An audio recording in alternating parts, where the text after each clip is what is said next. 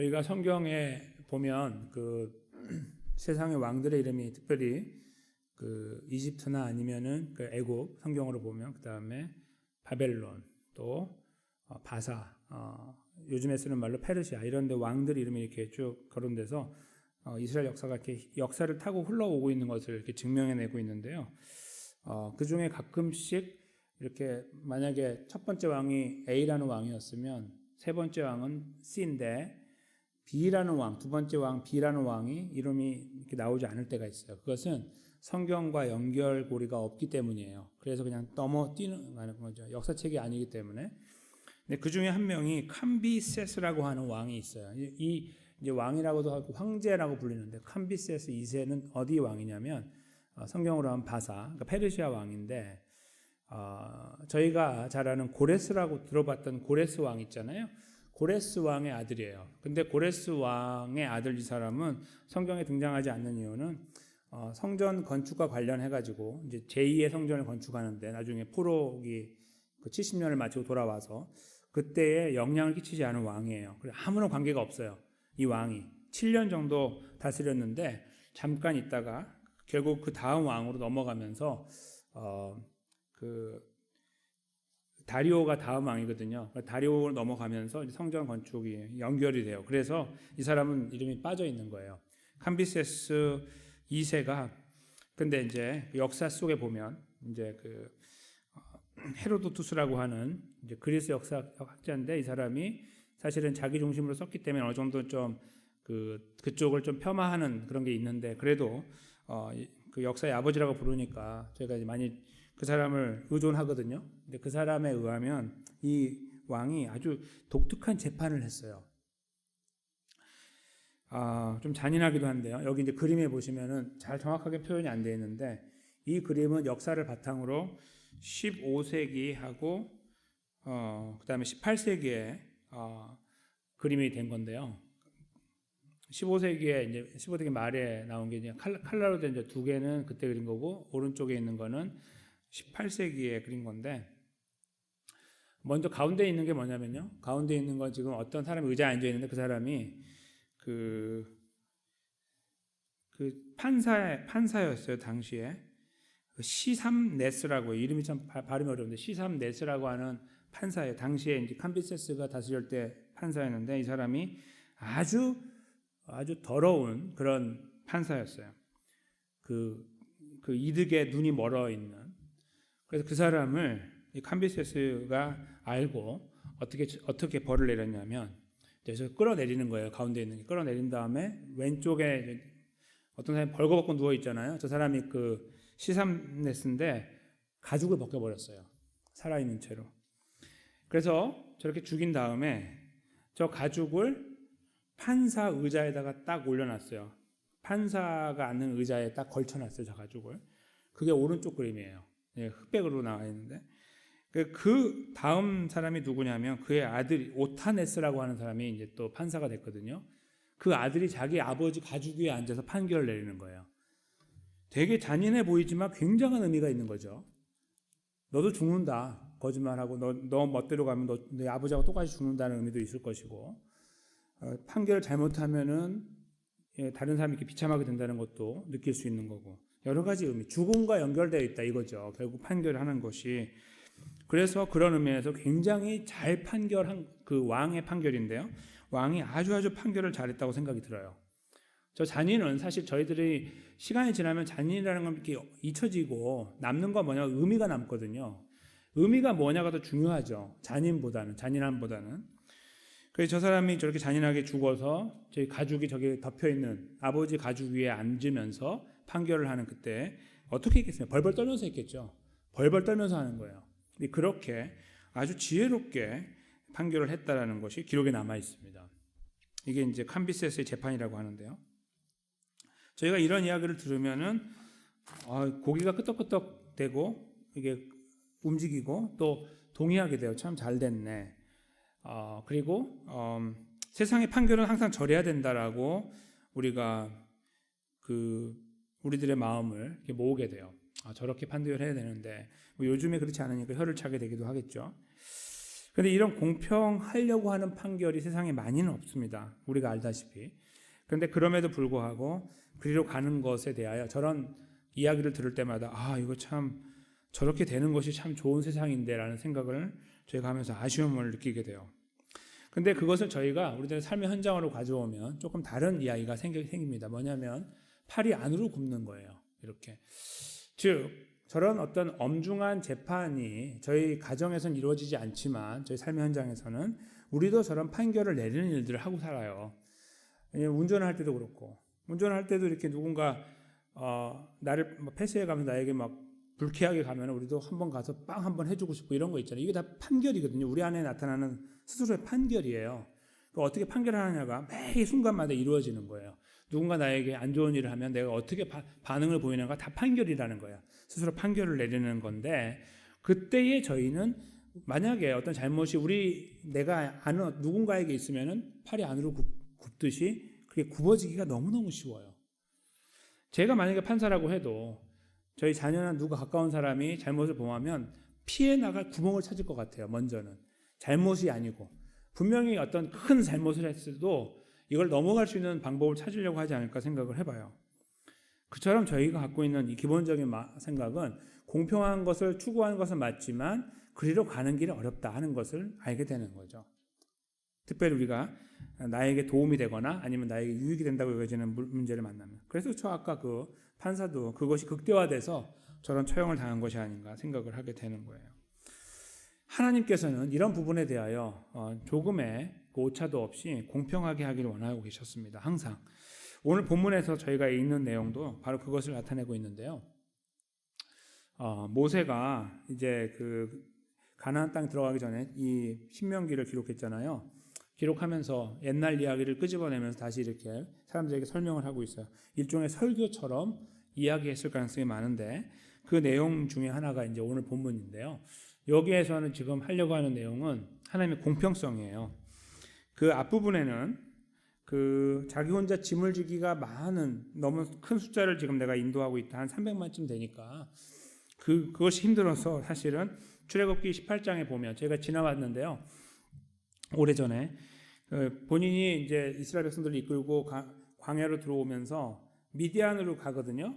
미디안이라는 곳으로 이렇게 가요. 그래서 거기에 머물게 되는 잠깐 있는데 제가 그때 설명을 드린 것 중에 하나가 기억나시는지 모르겠지만 홍해가 원래 전통적으로 보는 홍해는 이렇게 애굽에서 나와서 아라비아로 들어가기 전에 이렇게 반도가 나와요. 시나이 반도라고 하는 데가 있어요. 거기로 넘어가는 걸로 이렇게 돼 있어요. 근데 그거를 보통 제가 그동안에는 그게 홍해다라고 생각해 왔어요.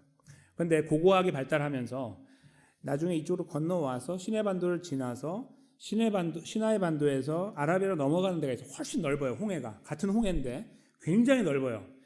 이게 몇 마일 정도 되는. 근데 그쪽에 학자들이 여기가 아닐까라고 하면서 이렇게 봤던 데서 보니까 거기 바다에 마차 이런 거 있죠. 그런 것들이 나왔죠. 근데 그거는 어느 정도까지 신빙성 있는지 그거는 좀 이제 질문이 있는 부분이긴 하지만 그래서 확인하게 된 게 뭐냐면 요즘에 저희들의 좀 더 신진 학자들에 의해서 나오는 의견은 진짜 바다. 그러니까 저희가 생각할 때 이렇게 무슨 늪 같은 데를 건넌 게 아니고요. 진짜 넓은 바다, 저 끝이 안 보이는 곳을 향해 가는 그 홍해를 건넜을 것으로 예상을 해요. 그쪽에서 그런 것들이 발견되니까. 그러니까 아주 큰 바다를 건너서 그 아라비아로 간 것, 거기가 바로 미디안이거든요. 그러니까 미디안에서 머물고 있을 때, 거기 건너가서 잠깐 머물렀을 때 자기 장인어른을 만나죠.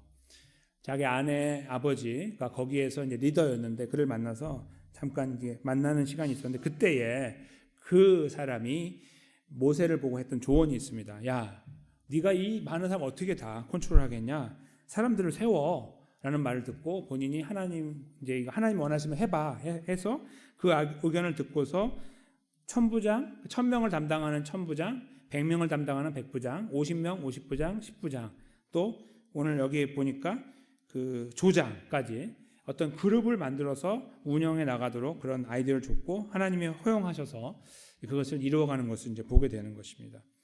그래서 어떤 의미가 있는 거냐면 지금 하나님이 모세를 통해 하려고 하는 말씀은 의도는 뭐냐면 지금 말을 할 때마다 이스라엘 백성들이 어떻게 건너왔는지 여기까지 그걸 자꾸 기억해내도록 도와주는 거예요.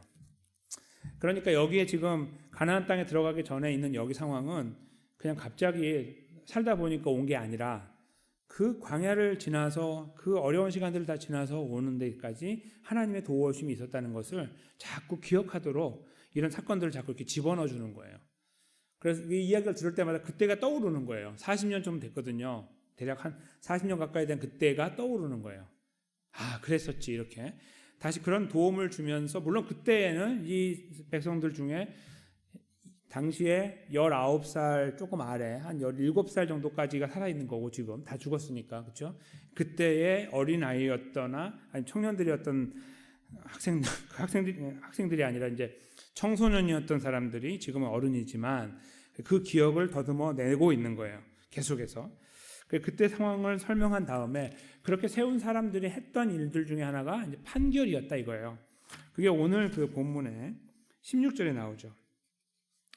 내가 그때 너희의 재판장들에게 명하여 이르기를 너희가 너희의 형제 중에 송사를 들을 때에 어떤 수가 돼서 이제 고소를 받아서 들어오면은 쌍방간에 공정히 판결하라고 했고 그들 중에 있는 타국인에게도 그리해야 된다라고 했다. 이렇게 이제 그 과거의 기억을 더듬어내고 있습니다. 이것은 민수기 15장에서 저희가 살펴봤어요. 이제 이거는 훨씬 더 최근의 것인데요.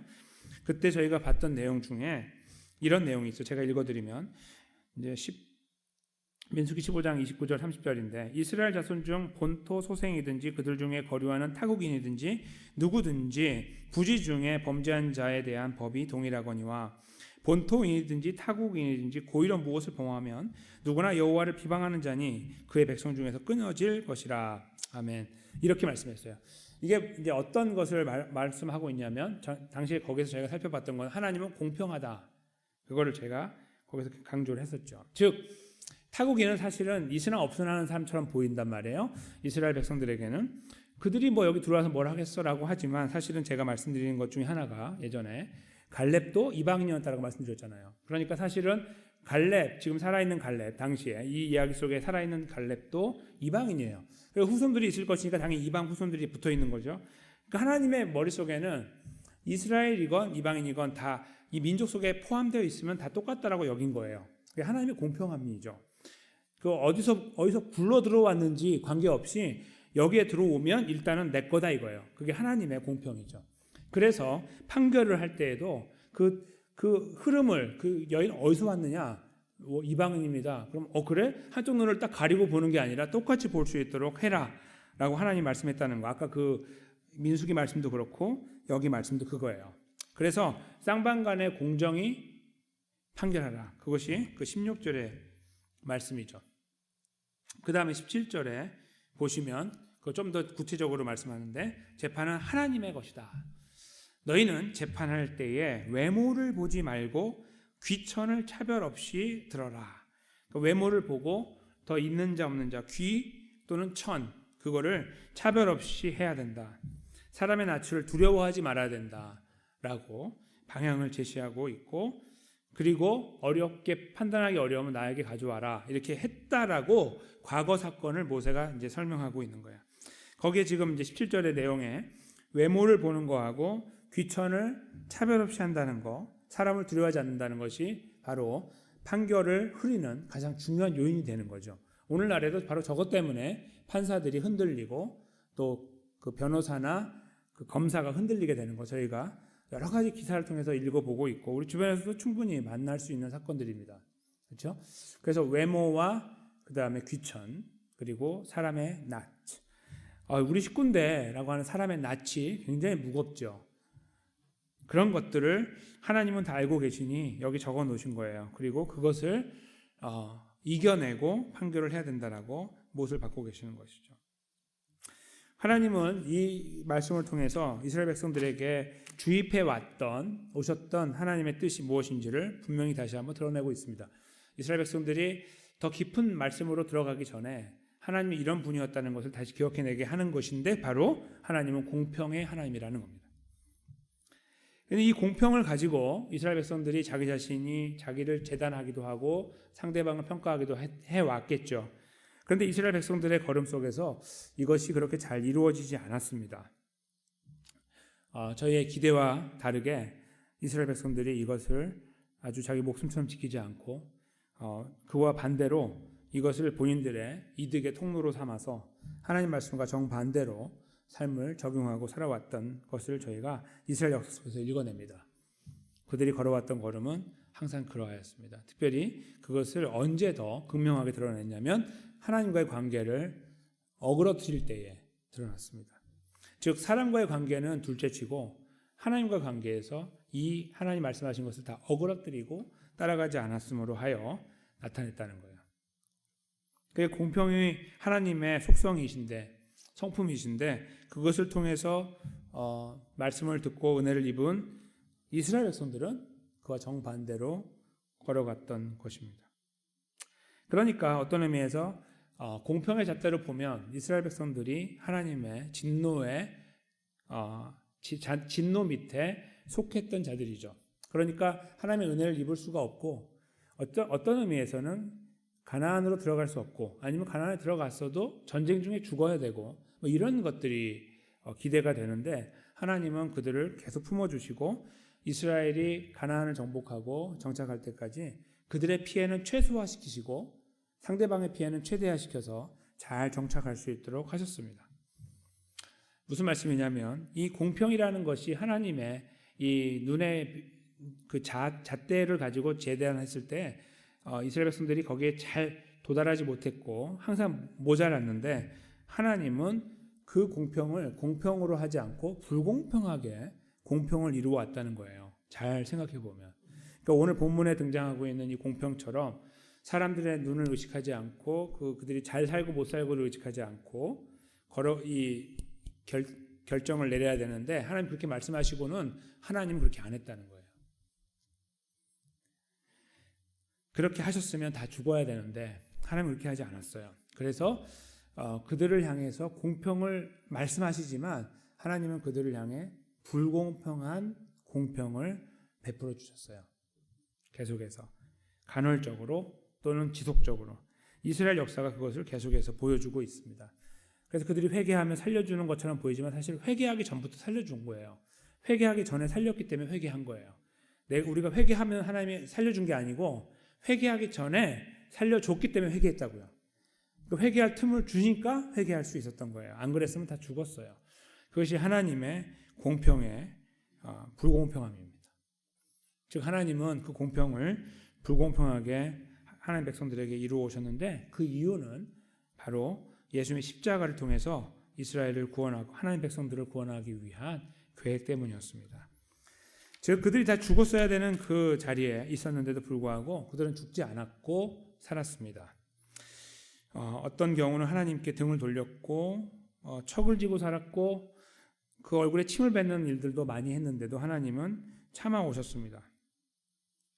그리고 불쌍히 여기시고 회복해 주시고 아까 잠깐 말씀드린 것처럼 70년의 시간이 지난 다음에 돌아오게 하셨고 이런 모든 것들은 하나님의 은혜로밖에 해석이 되지 않는 거예요. 그거를 따지고 들면 다 죽어요. 그냥 그게 맞는 거예요. 근데 하나님은 그렇게 하지 않았어요. 왜 그랬냐면 하나님은 그런 분이라는 것을 십자가를 통해 나타내기 원하셨기 때문입니다. 그래서 십자가를 통해서 예수님이 십자가에 돌아가시고 부활하심으로 저 불공평한 공평이 완성되는 역사를 이루셨어요. 저희가 돌아보면 그렇게 알게 돼요. 역사를 보면 알게 되고 더 나아가서 우리가 우리를 보면 알게 됩니다. 공평의 하나님 앞에 우리가 하나님은 공평하셔야 됩니다. 이렇게 우리가 주장하고 때로는 우리가 억울한 일을 만나면 하나님 그렇게 하시기를 원하는 경우가 많은데 잘 따져보면 되게 위험한 접근입니다. 하나님 앞에. 하나님 공평하셔야 되는 거 아닙니까? 라고 우리가 그렇게 하나님께 하소연하잖아요. 그럼 하나님이 정말 공평하면 큰일 나요. 우리도. 그렇죠? 그래서 그런 공평이라는 것이 얼마나 무서운 것인지를 저희가 알게 되는 거예요. 아까 그 판사의 가죽을 벗긴 것보다 더 무서운 거예요. 원래 하나님 앞에서. 우리는 다 설 수가 없어요. 하나님의 공평이라는 것 앞에 서면. 그래서 예수님이 이 땅에 오셨고 우리 대신 십자가에 찍히신 거죠. 하나님의 공평을 누군가 폄하할 수 있으므로 역사 속에서 아이고 자기네끼리 북치고 장구치네. 자기 자녀라고 자기가 택한 거는 그냥 대충 넘어가네라고 하는 말 들을까 봐 하나님은 예수님이 십자가에 보내시고 찢어버린 거예요. 그래서 역사에 그 누구도 그 말을 하지 못하도록 만들어버린 거예요. 내가 내 아들을 찢었다. 어쩔래? 이렇게 말씀하시는 거죠. 그것이 하나님의 공평의 진수입니다. 그러니까 왜 저 불공평이 공평하다고 우리가 말할 수 있냐 하면 우리 대신에 저 공평을 이루기 위해서 불공평하게 예수를 찢어버린 거죠. 우리가 죽어야 된 그 자리에 공평을 이루기 위한 하나님의 방법은 독생자 예수 그리스도를 찢어버리는 사건을 통해서 완성하신 것입니다. 그래서 우리는 하나님의 공평이 불공평이라고 말을 할 때에 우리들의 눈가에 눈물이 맺히게 되는 것이죠. 그냥 하나님을 무슨 이런 계산하는 그 안에서 아이고 하나님이 이렇게 저기 한쪽으로 쏠려 계셨네 하고 그냥 넘어갈 일이 아니라 그 일을 깊이 묵상하다 보면 우리를 위해 이렇게 이 길을 만들어 놓으셨구나 하는 것을 알게 되는 거예요. 그래서 여전히 저희는 이 불공평과 공평 사이에서 갈등하며 살고 있는데도 불구하고 하나님 우리를 여전히 한 백성의 자리에 견고하게 세워놓고 계시는 겁니다. 그러니까 우리 안에서 우리가 만들어낸 어떤 공평의 일을 이제 있을 수가 있잖아요. 내가 손해 보면서 공평하게 하거나 아니면 불공평한 상황을 내가 바꿔놓거나 욕을 얻어 먹어도 이런 것들 우리가 이렇게 하려고 하는 것들이 있어요. 우리가 그 자리에 있는 것 자체가 어디서 나온 거냐면은 하나님의 은혜 때문에 나온 거예요. 우리가 그런 마음을 갖고 있는 것도 하나님으로부터 온 거예요. 오늘 본문에 나와 있는 이 하나님의 속성이 공평이라는 것을 향해 가는 이것이 우리 안에 먼저 주어졌기 때문에 우리가 그런 마음을 갖고 있는 겁니다. 그래서 우리가 그 일을 하려고 하는 거예요. 하나님의 공평하심처럼 우리도 공평하려고 하는 거죠. 레위기 11장 45절 말씀을 잠깐 읽어보겠습니다. 하나님께서 이스라엘 백성들에게 말씀하신 저희가 읽어왔던 말씀입니다. 한번 잠깐 저 부분을 한 목소리로 읽어보겠습니다. 시작. 나는 너희의 하나님이 되려고 너희를 애굽 땅에서 인도하여 낸 여호와라. 내가 거룩하니 너희도 거룩할지어다. 아멘.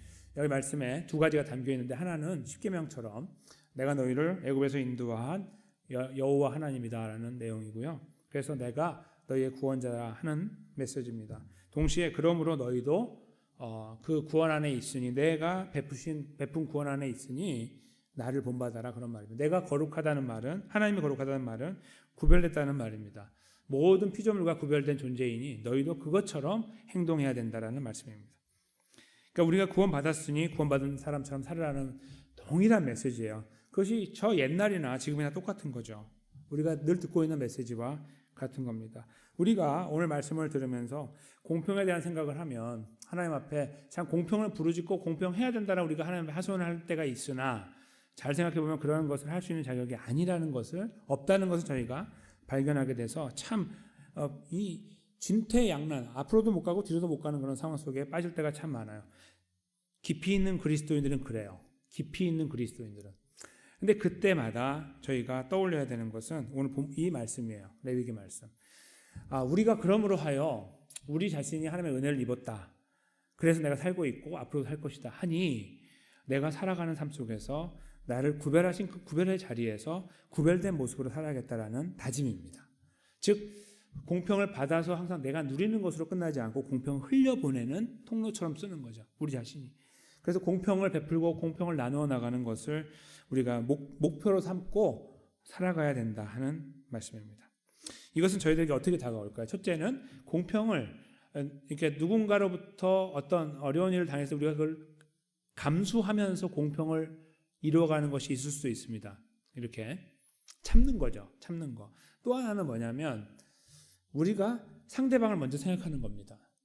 즉 내가 이렇게 하면은 공평하지 않을 것이고 내가 이렇게 하면 저 사람이 힘들 것이다를 미리 알아서 우리 언행 심사를 조심하는 것이죠.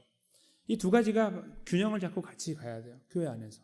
하나님 백성들이라고 하면 즉 다시 말씀드리면 갑작스럽게 뭐가 몰려와서 내가 거기서 공평을 통해서 나의 희생을 감수하면서 공평을 이루어 나가는 상황이 된다면 그것을 기도하면서 가야 되는 것이 성숙한 그리스도인이 가야 될 걸음이고 동시에 우리가 성숙한 그리스도인이라고 한다면 한 발 앞에 생각해서 상대방을 배려하는 겁니다. 고려하는 겁니다.